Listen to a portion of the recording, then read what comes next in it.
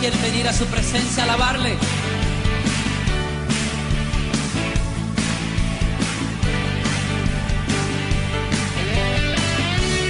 Es mejor este lugar de su presencia que ningún otro lugar sobre la tierra.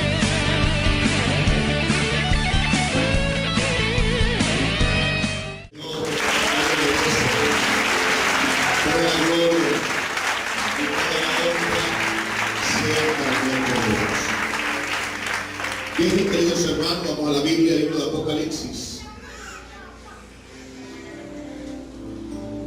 Libro de Apocalipsis, capítulo 3. Específicamente vamos a lecturar el verso 10. Apocalipsis, capítulo 3, verso 10. Amén, aleluya. Gloria al Señor. Y vamos a leer la palabra en esta noche para honrar al Padre, al Hijo y al Espíritu Santo. Por cuanto has guardado la palabra de mi paciencia, yo también te guardaré de la hora de la prueba que ha de venir sobre el mundo entero, para probar a los que moran sobre la tierra. Amén. Vamos a orar al Señor y que sea Dios hablando. Padre, en el nombre de Jesús, Señor, te damos gracias en esta noche, en tu presencia en plenitud de gozo. Hay delicias a tu diestra para siempre. Padre, yo me uno con tu pueblo, yo me uno con tu iglesia para pedirte que puedas hablar a nuestros corazones. Un trato especial a nuestras vidas. Tenemos sed, tenemos hambre, hemos venido ávidos de ti. Deseamos y anhelamos con toda vehemencia, reverencia, que puedas descender y ministrarnos, puedas llenarnos de tu plenitud, de tu gloria. Yo quiero que usted me acompañe un momento a levantar sus manos al Señor y pueda abrir sus labios. Pueda abrir sus labios, su corazón y pedirle al Señor que queremos oír su voz, queremos oír su palabra, queremos reverenciar su nombre, exaltar su presencia.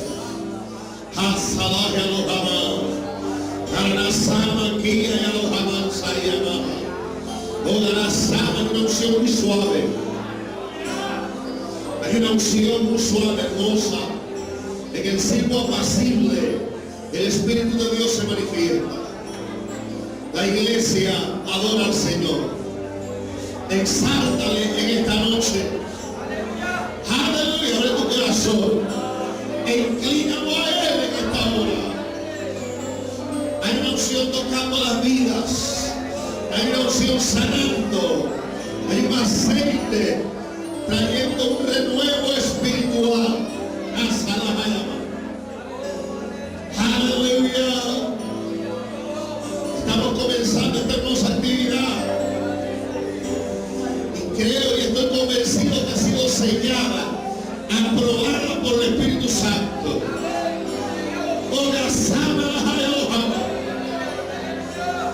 Él hará la obra, Él llenará los cántaros en esta noche. Aleluya.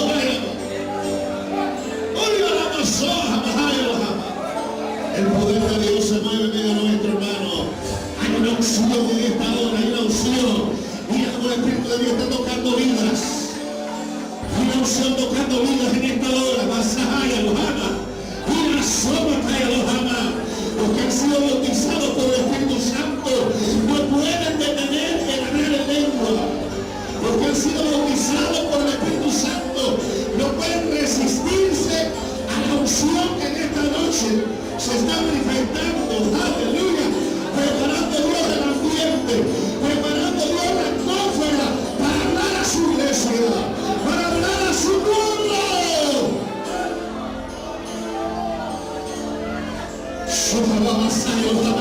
Yo quiero oír tu oración en esta noche.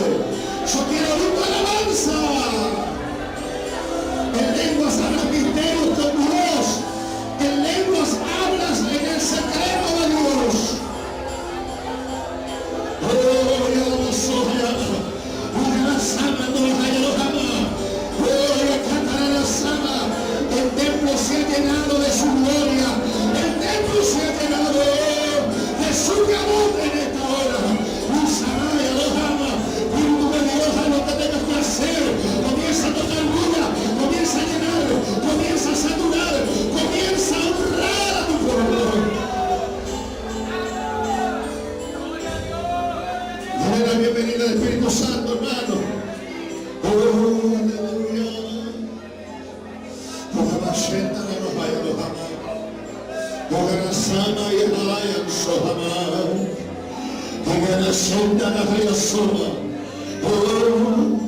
Espíritu Santo es el Señor.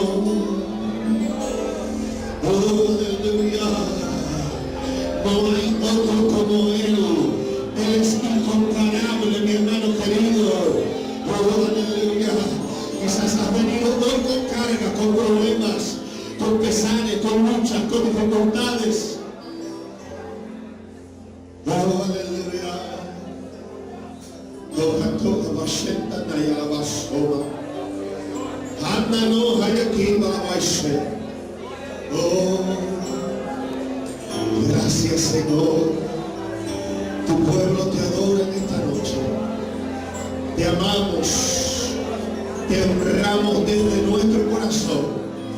Los ministros, los líderes, hombres y mujeres de Dios. Reverenciemos al Dios que hizo el cielo y la tierra. Reverenciemos al Dios que hizo los mares, que hizo todo ser viviente, que hizo toda hierba que crece sobre la tierra, el que da lluvia temprana y tardía, el que hace descender el rocío. Hayasama, Higasoa, el que hizo el firmamento con su gloria y poder, el que hizo el Orión de las Pleiades, el que hizo las lumbreras. Oh, aleluya. Te damos gracias, Señor, por tu Espíritu Santo en esta noche. Gracias. Yo quiero que le dé el mayor de los aplausos que jamás haya dado el Señor. El mayor de los aplausos. Señor, recíbelos. Recíbelos. Recíbelos. Oh, aleluya. Oh, danzamos a Dios. Adorante. Adorante, Señor. Adorante, Señor.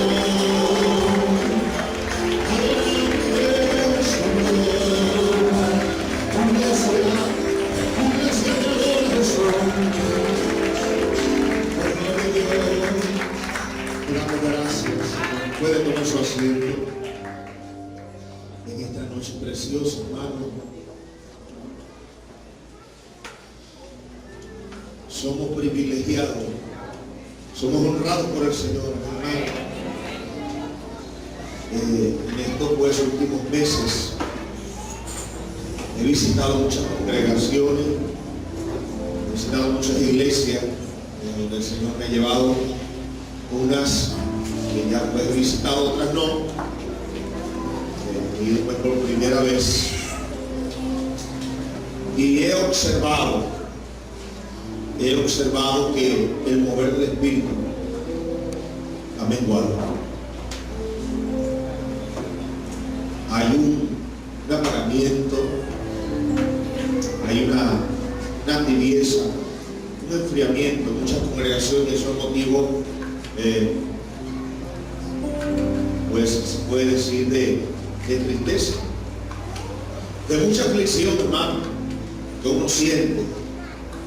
Uno trata como predicador de pagar el precio, de orar, de pedirle a Dios una dirección, una directriz,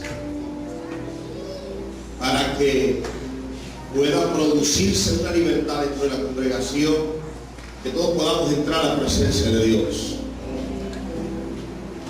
Pero hay una contrariedad en estos tiempos dentro de la iglesia, una oposición interna, una resistencia al mover de Dios. Ya en este tiempo el mover de Dios para muchos es sinónimo de indiferencia, de algo anticuado, de lo pasado, de lo que quedó atrás, y no de un presente, de una actualidad en Dios.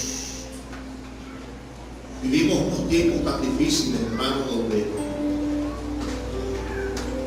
donde se nos hace resistencia a cada uno de nosotros como creyentes, donde se nos hace para detenernos, para desvirtuar, para desviarnos del propósito de Dios. Pero todavía quedan 7,000 que no han doblado rodillas a Dios. Y yo creo que somos parte de esos 7,000 que no han doblado rodillas. Somos parte, somos protagonistas de esos 7,000 que mantienen su vocación, su integridad, la santidad, la pureza que así Dios nos ha enseñado, hermano. Y damos toda la gloria a Dios por eso. Amén. Yo no voy a pensar, es una pequeña introducción, porque vi pues que el mover del Espíritu aquí está muy hermoso.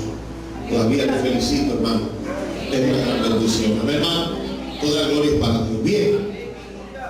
Quiero compartir una palabra en esta noche con ustedes que Dios pues me regaló. Y el título es muy sencillo: 3 pasos para vencer en la prueba. 3 pasos a seguir para vencer en la prueba. Este pasaje que hemos leído, el versículo 10 del capítulo 3 de Apocalipsis, habla acerca de una prueba. La palabra prueba, y es la palabra más resaltante, es la idea principal. Lo que hablamos en la literatura o en castellano, hablamos como la idea principal, ya que Dios se dirige a una de las iglesias, a una de las 7 iglesias de Asia, considerada la iglesia fiel, la iglesia leal a Dios. Todas las iglesias, o todas las 7 iglesias, las iglesias restantes, reciben de Dios una exhortación, reciben de Dios una reprensión. La única iglesia que no recibe reprensión es la iglesia en Filadelfia. Es una iglesia que, a pesar de su fidelidad, no quedó exenta del sufrimiento, no quedó exenta de los pesares, no quedó fuera de la cobertura que nosotros tenemos dentro del sufrimiento, dentro del dolor que nosotros vivimos en este mundo. Pero Dios, en medio de esa prueba que declara sobre la iglesia de Filadelfia, le da una promesa. Le da una promesa que le daría cierto ánimo, cierta fortaleza y fuerza para mantenerse.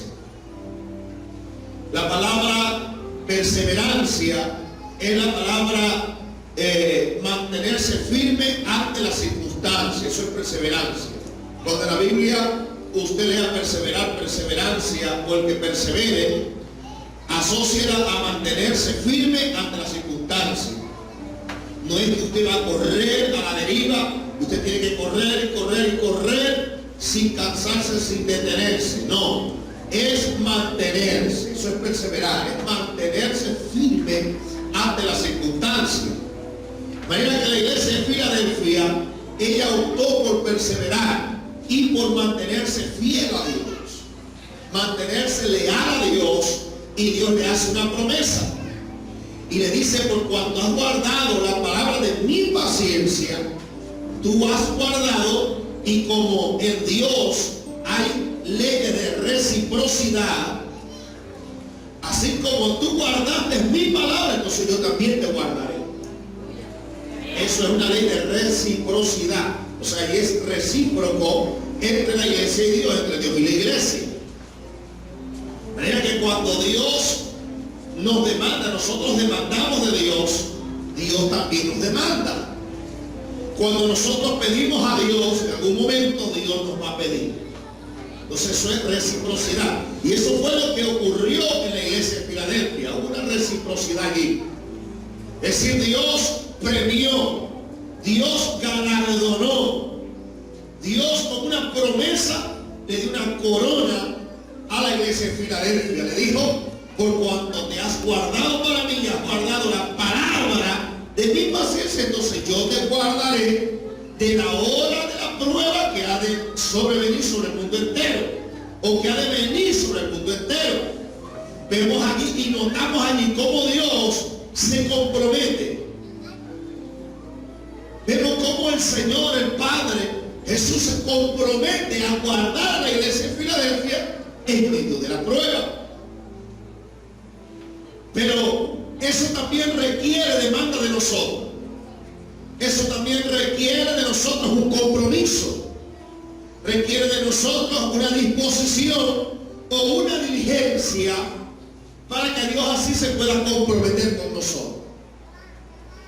Y quiero tocar 3 pasos a seguir para nosotros vencer. Hay muchos más ejemplos en la Biblia, en la palabra de Dios, pero Dios me llevó a 3 ejemplos vivos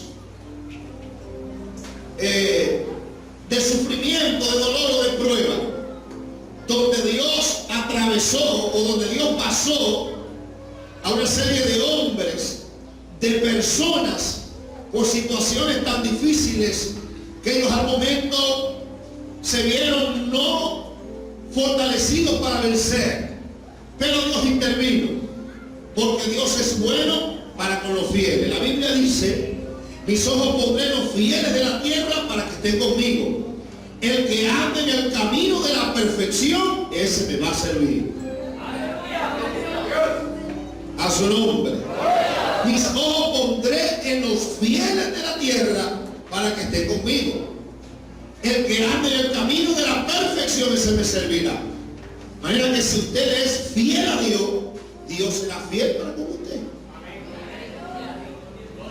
Si usted le es leal a Dios, Dios será leal para con usted, para conmigo. En la Biblia hay un ejemplo, y quiero que movamos la Biblia o lo traslademos al libro de Job. Quiero leer un pasaje que es el primer paso a seguir. Libro de Job, capítulo 19, verso 25.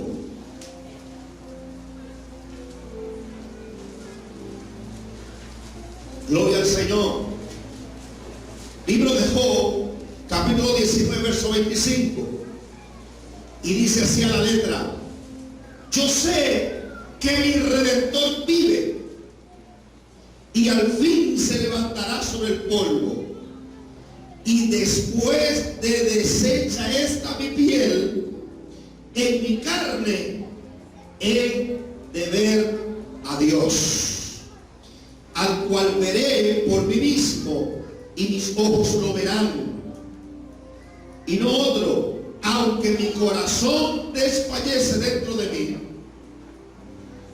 Mas debiera decir: ¿por qué le perseguimos? Ya que la raíz del asunto se halla en mí.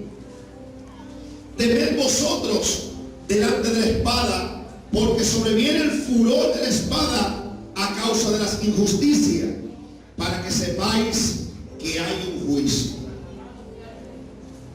Estas palabras las declaró un hombre que vivió en el tiempo de los patriarcas. Según los estudiosos hablan de que Job existió en la era de los patriarcas, la era de Abraham. Es uno de los libros más antiguos que se hayan escritos. Y todos sabemos, pues, todos los sufrimientos, todas las calamidades que este hombre enfrentó. Y más allá de expresar todo lo que nosotros sabemos de todo lo que él vivió, todo lo que él perdió, cómo él al momento enfrentó la situación, todos conocemos quizás a letra o a memoria toda la vida de este hombre. Pero estudiando un poco más allá a fondo acerca de la circunstancia, veo que Job estaba en medio de una guerra. Job estaba en medio de una guerra, de una batalla espiritual entre el bien y el mal. Job estaba allí entre el medio, porque Dios habló ciertamente con el enemigo, con Satanás, Y Satanás también expresó su palabra. Y Job en ese momento no sabía que en el mundo espiritual se estaba hablando de él. En el mundo espiritual, en la dimensión espiritual, se estaba hablando de él, se estaba nombrando. Él estaba inocente de toda una conversación en el mundo invisible. A su nombre. Porque Satanás le dice a Dios, siempre a Dios de balde: permite que yo los agrandee. Y Dios le dijo: bueno, está en tu mano, pero no toque su alma. Hubo una conversación escondida por allá, y Job inocente de todo. Una guerra espiritual que al momento Job no le entendió. Job no le entendió, porque luego que comenzaron a pasar las situaciones, todo se originaba espiritualmente. Dios dio una orden. Dios permitió su sentir de permitirle al enemigo de poder zarapear a Job. Pero era una batalla, una guerra espiritual que produjo en Job una prueba, que produjo en Job una situación difícil, un momento de aprieto, tanto espiritual como en sus alrededores, hablando espiritual, material, financieramente. Hubo una pérdida, familiarmente una pérdida. El juzgar de su esposa también le dolería, porque esperaba un apoyo, esperaba que su esposa le diera confianza, le diera una palabra de estímulo, de fuerza, de fortaleza, de decirle: bueno, mi amor, vamos hacia adelante, vamos a avanzar. Vino fue una crítica, vino fue un juzgar de parte de su esposa, esperándole un apoyo. Es decir, todo le fue contrario, todo un viento contrario, todo en contra de su vida, todo en contra de él. Esto se originó de una guerra espiritual, pero Dios estaba al tanto de todo. A Dios no se le escapa absolutamente nada. A Dios no se le sale nada de las manos. Dios no se descontrola en lo que hace. Hablando de su soberanía, hablando de su dominio, de su reinado, hablando de su omnipresencia, de su omnipotencia, de tener todo el poder, de tener toda la ciencia. A Dios, aunque nosotros veamos que la situación de nosotros se nos escapa de las manos, Dios la tiene bien tomada.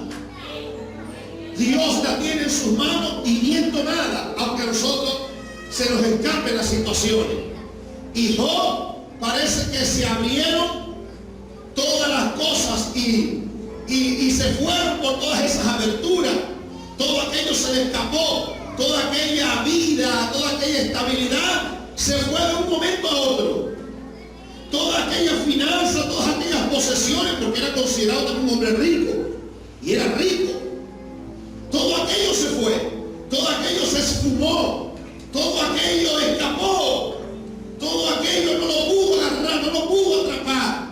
Se me escapó, no tengo fuerza alguno, no me da la fuerza hasta allá, no alcanzo, no logro alcanzar. Decir, haciendo un repaso, una síntesis de su vida rápidamente. Entramos al verso 25 del capítulo 19. Job expresó una palabra: yo sé que mi Redentor vive, y sé que se levantará sobre el polvo. Estudiando profundamente, es una de las primeras profecías mesiánicas de la historia. Porque si Job data de la era de los patriarcas, vemos una profecía bíblica allí. En Génesis 3:15 se habló del Mesías, pero Job también está hablando del Mesías. Job está hablando de un Redentor. Yo sé que mi Redentor vive, hablando de la venida del Mesías. visión, vio una revelación de cómo hay una redención, de cómo hay una ayuda, de cómo hay un escape en Dios. Y él expresa y dice, yo sé, yo estoy seguro, yo estoy convencido, estoy totalmente seguro que mi Redentor de esta y de otras me sacará. Yo sé que mi Redentor, mi Salvador, porque está hablando del Salvador. Yo sé que hay uno que me salvará. Yo sé que hay uno que me librará. Yo sé que hay uno que de esta me sacará. Que de este lodo cenagoso, que de este pozo de desesperación me va a sacar. De esta pérdida que yo he tenido financieramente en el corazón, en mi vida espiritual. De esta él me va a levantar. Porque sé que mi Redentor vive, vive. Y sé que se levantará sobre el polvo de la muerte. Parecía que Job sabía que iba a venir el Mesías. Su nombre. Si lo estudiamos más a fondo, parece que Job ya Dios le había hablado bien el Mesías. Porque es que Dios le hablaba a todos, les habló a los patriarcas, desde Génesis hasta Malaquías, toda fue una profecía del Mesías. Y Job no quedó exento de conocer y de entender de que iba a venir un Mesías. Por eso es que él habla, yo sé que mi Redentor vive. Ya él estaba viendo en un plano espiritual la salvación. ¿Y qué salvación? Es escape, es liberación, favor y merecido. Se deriva de la gracia. Si él estaba convencido, yo sé, y yo sé tener conocimiento de algo, tener sabiduría, estar asesorado, orientado de algo. Dice, yo sé, él lo expresa. Yo no sé si tú sabes, yo no sé si tú tienes conocimiento, yo no sé si en tu corazón tú sabes que hay alguien que promete una ayuda, que promete guardarnos de la hora de la prueba, que promete guardarnos de la hora difícil, que promete guardarnos aún de la hora cuando andamos en el valle de sombra de muerte, como dijo el salmista David. Aunque ande en valle de sombra de muerte, no temeré mal alguno. No temeré mal alguno. No entrará miedo en mi corazón. No entrará temor en mi vida. No entrará la duda, la incredulidad. No voy a desfallecer. No voy a desfallecer. Hay un texto que dice, hubiera yo desmayado si no creyere que veré la bondad de Jehová en la tierra de los vivientes. Y tú estás ahora mismo en la tierra de los vivientes y no puedes desmayar, no puedes desvirtuarte, no puedes salirte del propósito del plan divino, aunque las cosas te sean contrarias, aunque no tengas nada en la cuenta bancaria, aunque lo que tengas lo hayas perdido. En Dios haremos proeza, en Dios haremos proeza y Él luchará a nuestros enemigos. Alabado, hermano.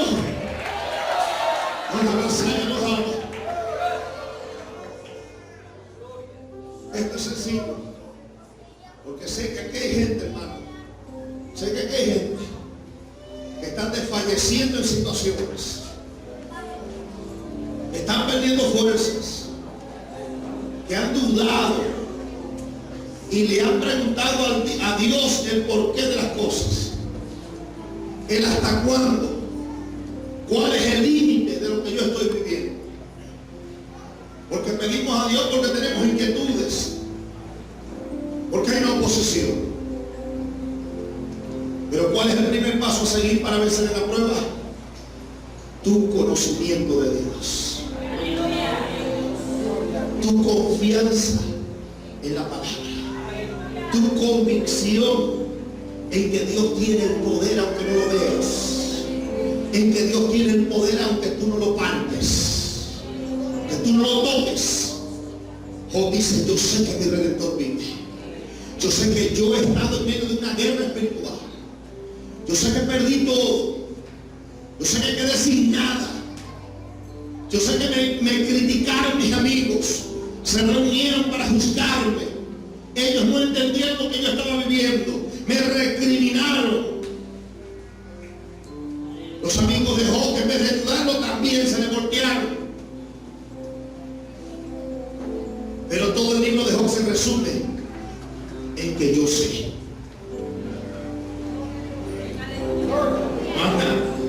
Si usted va a resumir el libro de Job, diga, yo sé. Eso es todo. Yo sé que mi Redentor vive. Así de sencillo. Ese es el resumen del libro de Job. Teológicamente, ese es el resumen del libro de Job. Teológicamente, ese es el resumen. Yo sé que mi Redentor vive. Y sé que aún del polvo me levantará.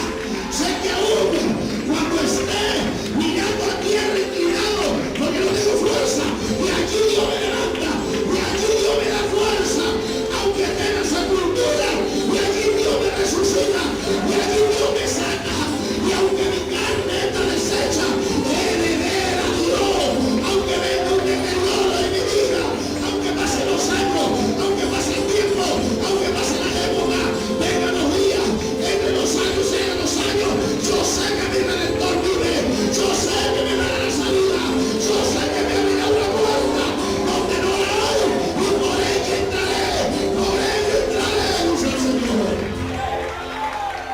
Su nombre. El primer paso para vencer en la prueba, diga conmigo, yo sé. Yo sé. Y no es que lo va a decir en términos despectivos, de orgullo, de vanagloria, no. Diga solamente, yo sé que mi Redentor vive. Más nada. Y después de esta deshecha mi piel, mi carne de ver a Dios. Que mi carne desfallezca y se está deteriorando. La muerte se la está comiendo. No importa, es de ver a Dios. O entendió, ya es sabido Dios. Ya no me queda más nada que decir. Ya no tengo palabras. Ya no puedo expresar nada. Mis propias fuerzas, o con mi propia fuerza, no lo voy a lograr. No lo voy a lograr. Como la conclusión, mi hipótesis es que yo sé. Yo sé qué es lo que tengo que hacer ahora de aquí en adelante. Yo sé. Yo sé cuál es el paso a seguir, o el primer paso a seguir para vencer en la prueba. Yo sé, diga conmigo. Yo sé. Cuando usted diga yo sé, usted va a hacer memoria de Job. De su nombre, hermano. Libro de Lucas, capítulo 8, verso 22. Es el segundo paso. Gloria al Señor.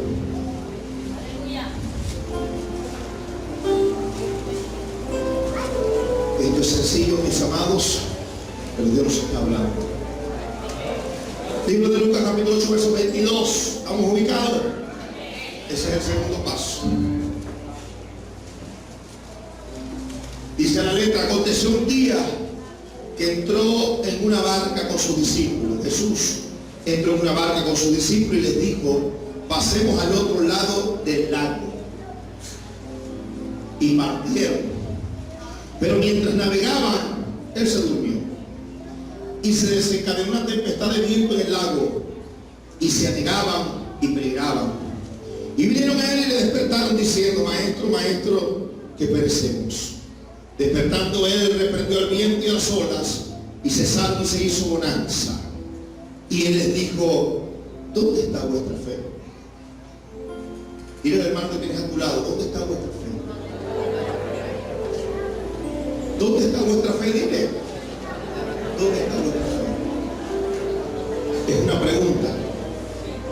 Y atemorizados se maravillaban y se decían unos a otros: ¿quién es este que aún los vientos y las aguas manda y le obedece? Este pasaje aparece en los evangelios sinópticos, en los otros evangelios restantes.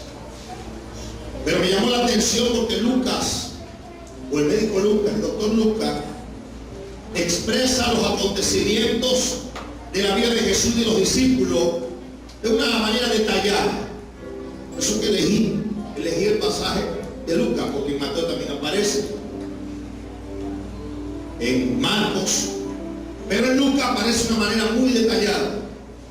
Y me gusta mucho la pregunta que Jesús le hace a sus discípulos. Jesús les dijo: pasemos al otro lado del lago. La palabra lago no aparece en los otros evangelios sinópticos, pero aquí sí aparece la palabra lago.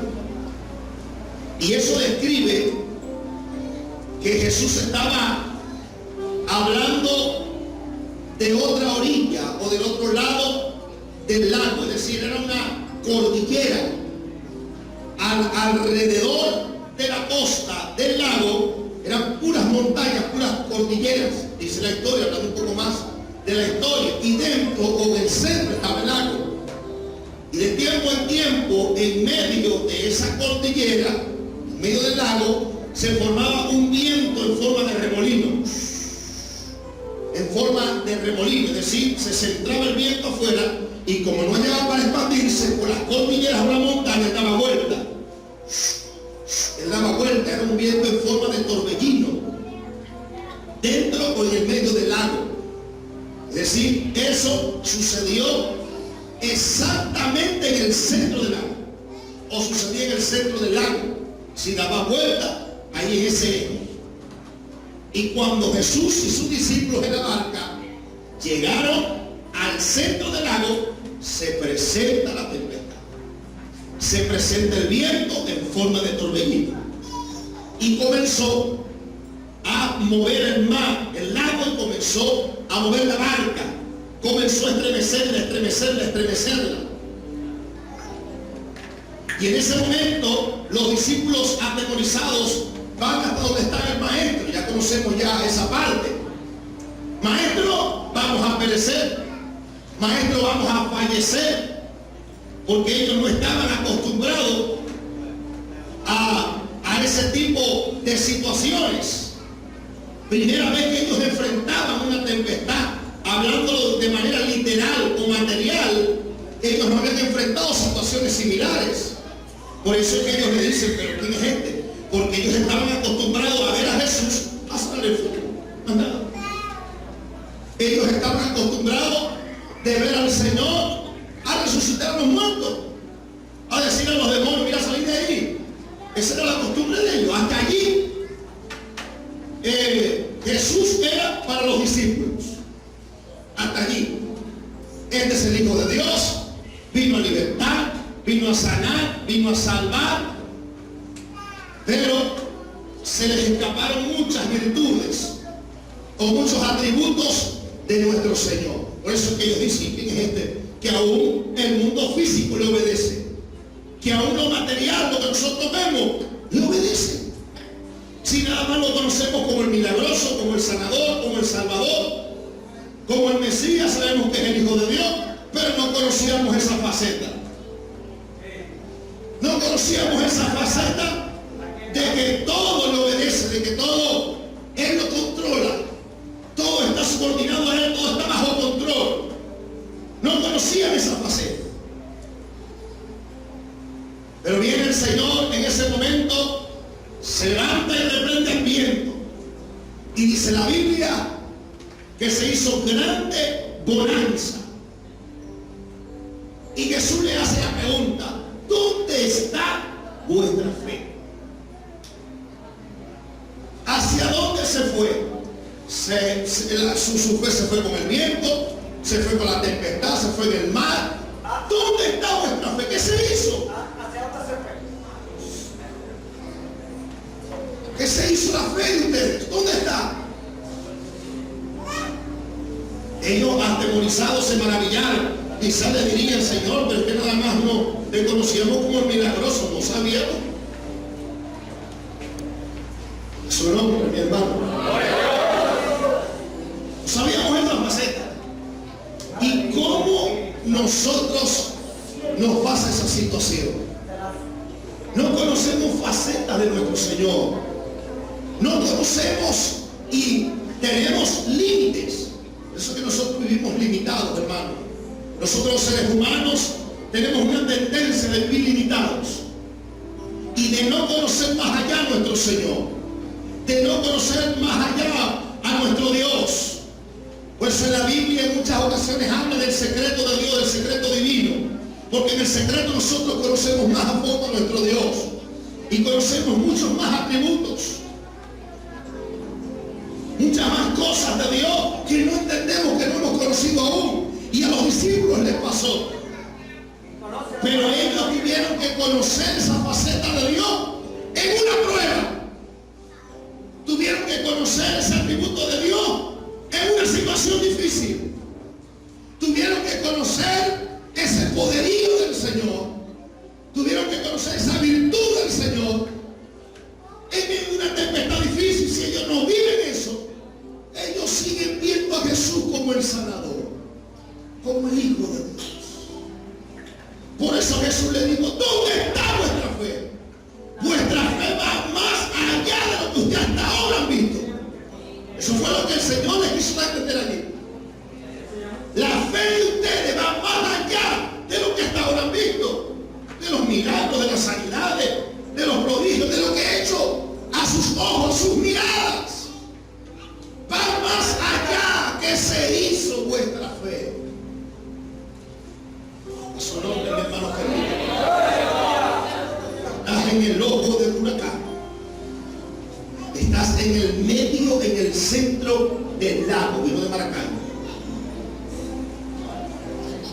Estás en el centro del lago, iglesia. Estás en el centro del lago, ministro. Estás en el centro del torbellino que te está bamboleando, te está dando vueltas sin un rumbo fijo. Te está estremeciendo.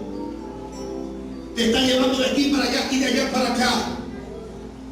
Visualizas la muerte. Hasta aquí. Hasta aquí llegué. Visualizas la muerte. Voy a perecer. Te centraste, te mentalizaste en que vas a morir. A su nombre. Pero ¿dónde está vuestra fe? ¿Dónde está vuestra fe? ¿Por dónde se fue? ¿Qué se hizo? Los que están pensando en apartarse, en descarriarse, en dejarlo todo, en abandonar. Los que están dejando que ya van a morir, ya no hay solución, voy a perecer, voy a ahogarme, voy a negarme, el agua me llega hasta aquí. Aquellos que están pensando que la crisis nacional los está llevando es a retroceder.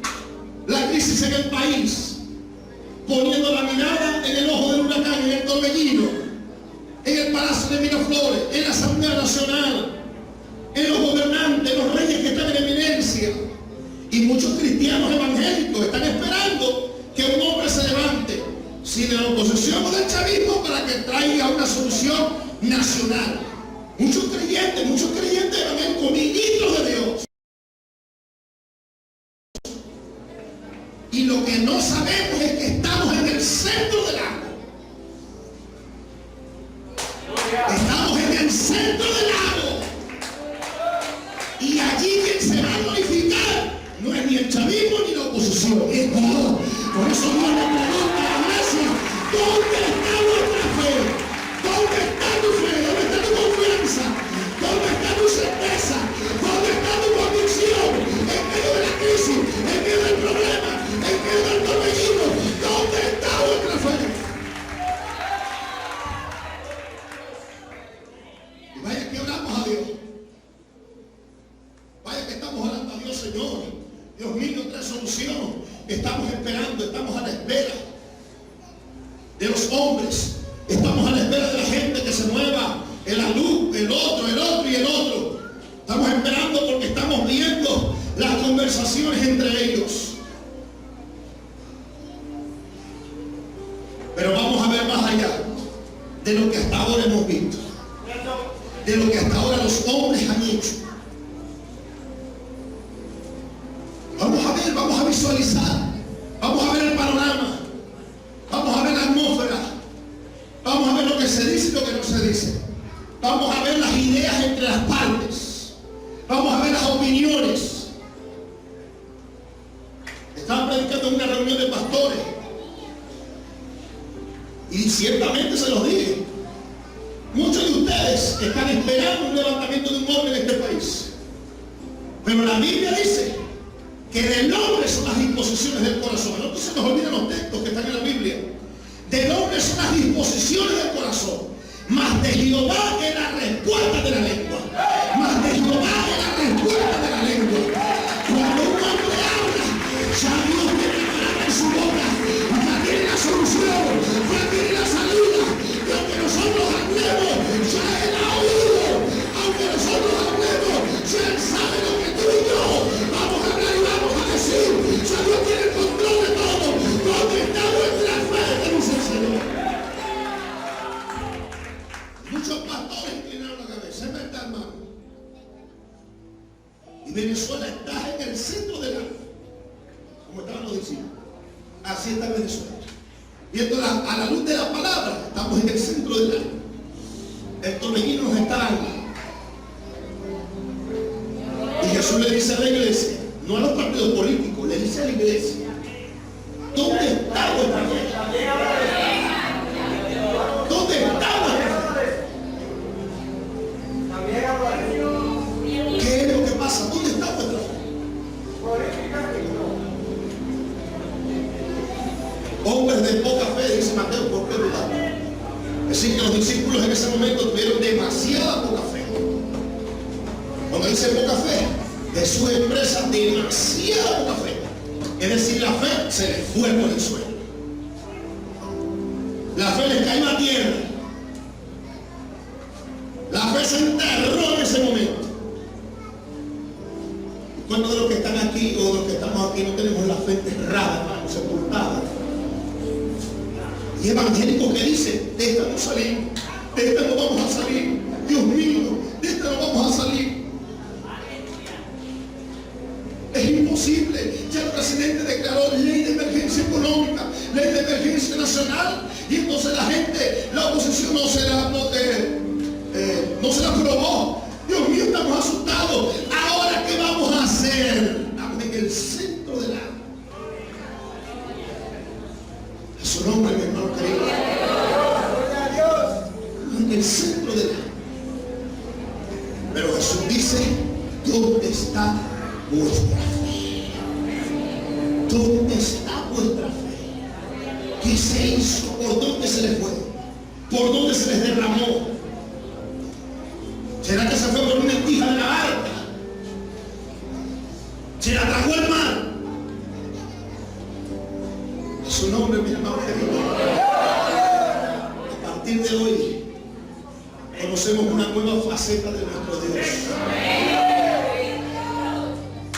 Lo posible es para nosotros. Lo imposible es para Él. Lo posible es para ti y para mí. Lo imposible es para Él. Lo que tú no puedas hacer, lo que yo no puedo hacer, déjaselo a Él, aleluya. Déjaselo a Él en tus manos, en sus manos. Que Él va a obrar. Él va a obrar. Él reprenderá. Él hablará. Él declarará. Él dará una orden. Él le dio una orden al viento y le dio una orden al mar. Orden.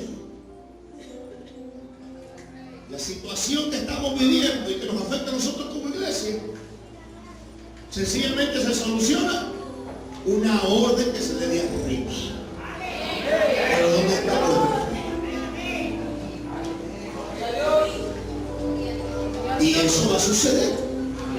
Viene una orden de arriba. Y no estoy hablando de las esferas gubernamentales de este país. La orden va a venir del cielo, del trono de la gracia. Va a venir una orden de Dios para este país, mi hermano querido, para esta nación. Va a venir una orden de Dios para la iglesia. No soy el evangelio de Venezuela, pero Dios me pregunta ¿dónde está vuestra fe? ¿Qué hiciste con ella? ¿Qué hiciste? Obra por obra a partir de hoy, iglesia. Es un paso a seguir para vencer en la prueba.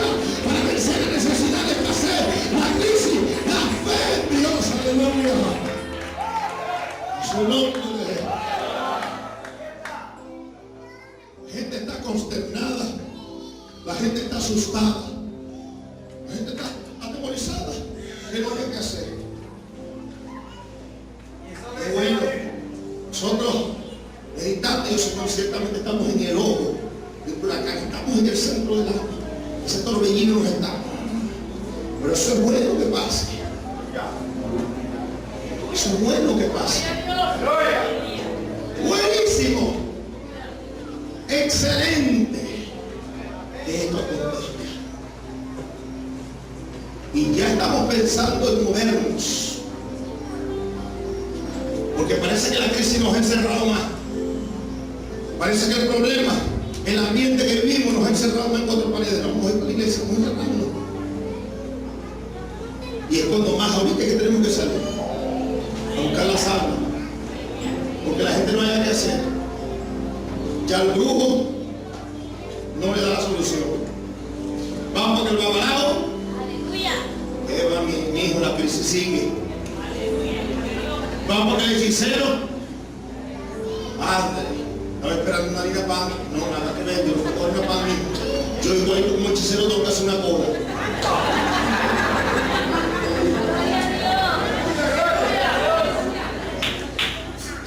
Su nombre, hermano.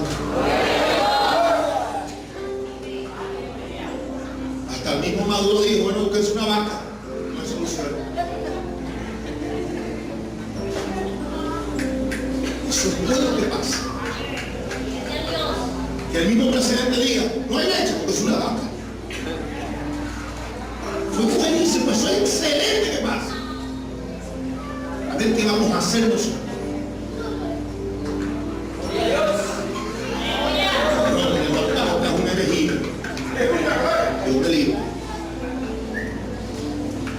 Por eso tenemos que ir a las casas, a los lugares, porque la gente está desesperada. Yo fui a un bicentenario y gracias a Dios, bueno, a los ministros, estaba ahí el ministro, sí, el ministro de Dios, pase, seguramente el problema. Se me pegó una muchacha, véndame los pañales, Dios mío, véndamelo al precio que sea. Yo te lo regalo. ¿Y sabes qué me dijo el Señor? Me dijo, regálale una palabra. Dale los pañales, predícale. Y cuando le prediqué,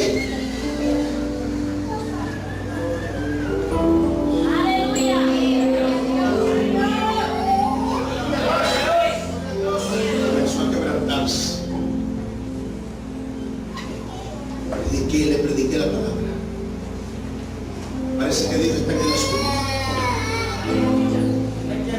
Por unos pañales. La gente angustiada por unos pañales. Y en ese momento de crisis se le da la palabra. En ese momento de angustia se le da el mensaje. Y la gente queda.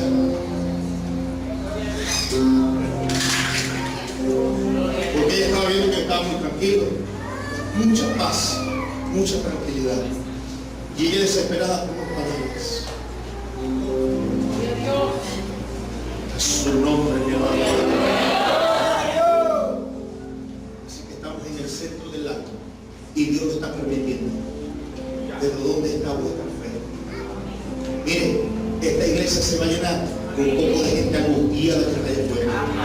Dios está permitiendo que estén en el centro del acto.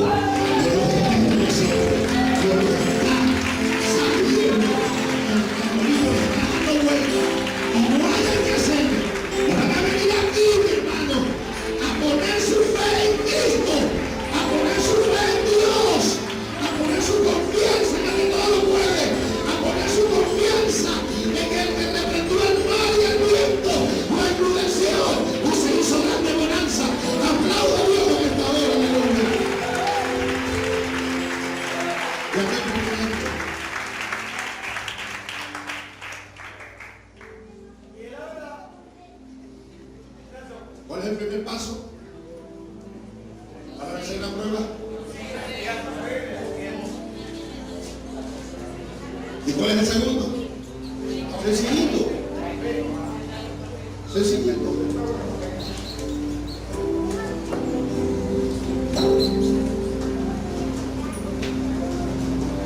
Jesús Getsemaní. Jesús en el huerto de Getsemaní. Me voy a dar así rapidito, porque ya se me está terminando la jornada. Llegó el momento crucial, cumbre en la vida del Señor. Le tocaba ser sacrificado. Le tocaba dar su vida en rescate por todos nosotros. Le tocaba ir al madero. Le tocaba derramar su sangre. Le tocaba el momento de sufrimiento más grande que tendría en esta tierra. Y él se apartó con sus discípulos a orar. Se apartó con sus discípulos a orar en el huerto de Getsemaní. Y dice la Biblia que en ese momento el Señor le dijo: Señor, si es necesario, le dijo al Padre, si es necesario, pásame esta copa, pero no se haga así como yo quiero, sino como tú. Aunque mi carne, mi mente, mis sentimientos, mis emociones, la misma voz del diablo, de los demonios, están atormentando mi mente, ¿para qué vas a dar tu vida por los pecadores? Te van a matar, te van a crucificar y aún así vas a dar tu vida. Imagino todos los dardos que vinieron a la mente del Señor, todas las cargas, los pesares que vinieron en ese momento. Toda una reunión infernal para atormentarlo. Sus sudores eran como gotas de sangre. En medio de esa situación Jesús dijo: no se haga como yo quiero, sino como tú. ¿Sabes cuál es el tercer y gran paso a seguir para vencer la prueba? La voluntad de Dios. La voluntad de Dios en tu vida.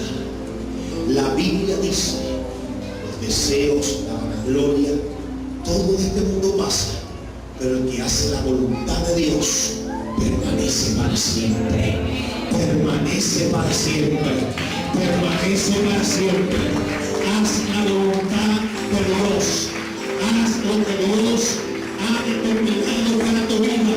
Aunque te cueste gotas de sangre, aunque te cueste sufrimiento, aunque te cueste ser una uva en un lugar, aunque te cueste ser una persona donde los que te rodean te injurian, te agravian, te vituperan, te calumnian, pero la voluntad de Dios, dice la Biblia, alabado sea su nombre, dice: bienaventurado soy cuando soy partícipe de los sufrimientos de Cristo. Eres partícipe y soy partícipe de los sufrimientos de Cristo. Esa es la voluntad santa y agradable de Dios, mi hermano querido. Levanta tus manos en esta hora y ponte de pie. Aleluya. Señor, te doy gracias en esta hora. Levanta tus manos.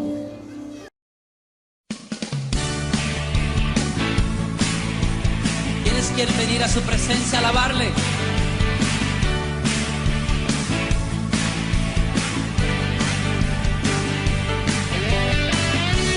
Es mejor este lugar de su presencia que ningún otro lugar sobre la tierra.